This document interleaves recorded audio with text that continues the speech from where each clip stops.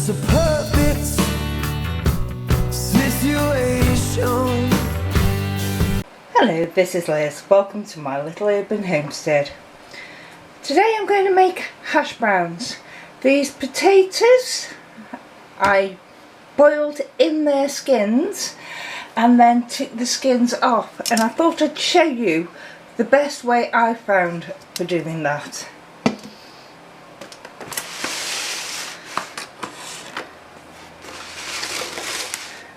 This is a tray of bits and bobs that will go to the chickens, and just get your knife and scrape it along the potato. You don't need a peeler for it because they're cooked through, because you cooked them for about 10 minutes, but they're not mushy cooked. And I apologise now for the noise in the background. My dehydrator is going and it's a noisy thing. It's good, but it's noisy.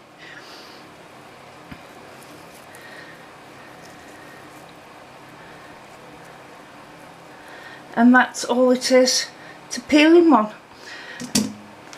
And that's for the chickens later.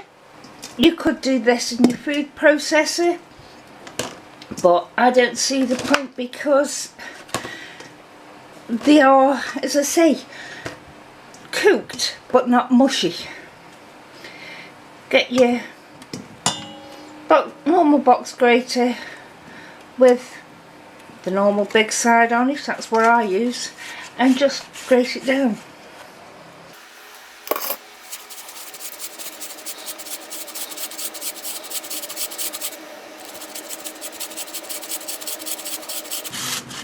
Tedious job, but I like hash browns, but I don't like paying the price for them.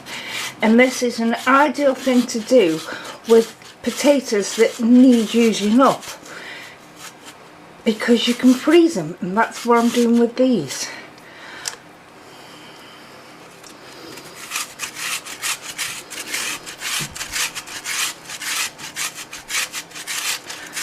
Whoop. It's hard grating with a camera in between your arms.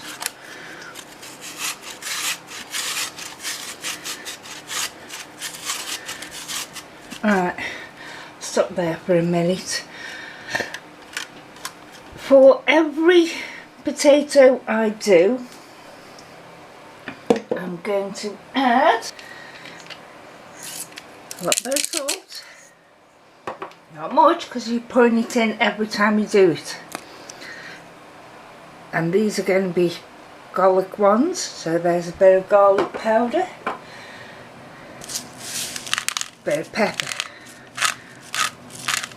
I'm also going to add a little bit of cornstarch. Now, I've made these without adding cornstarch. They hold together, but they're a little bit fragile.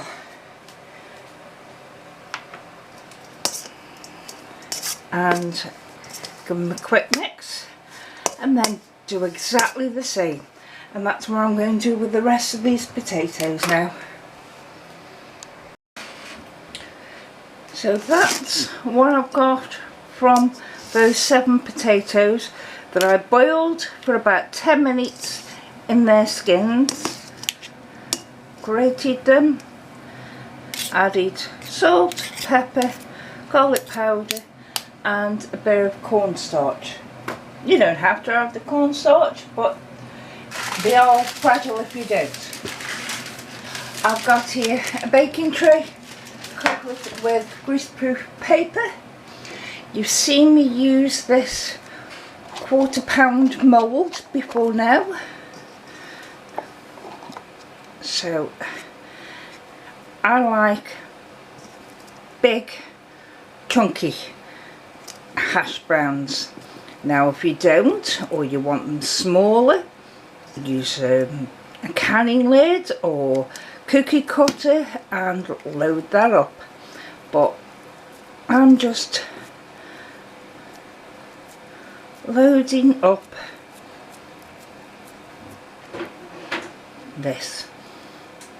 So we won't only have one each on a meal, so it'll do several. And then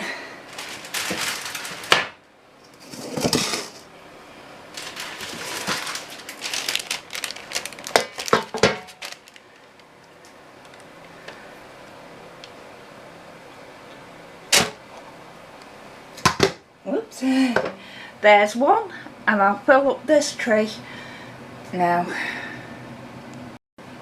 Out of those 7 potatoes, I've got 8 thick £1/4 hash browns. Now I'll put these in a slightly above moderate, slightly over halfway heat wise in an oven for about 30-40 minutes, turning once so they get golden on both sides, and then I'll show you what they look like then. We've had a total of 40 minutes and they're just going brown on top. I turned them just before they started sticking, but you can see that they will be nice and crispy. If we were eating them now, then I'll leave them and to go nice and crispy on top, but these are going for the freezer, so I'm going to just leave them at this point, let them completely cool down, bag them up and put them in the freezer.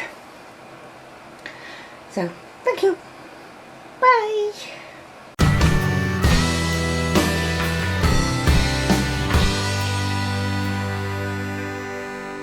It's a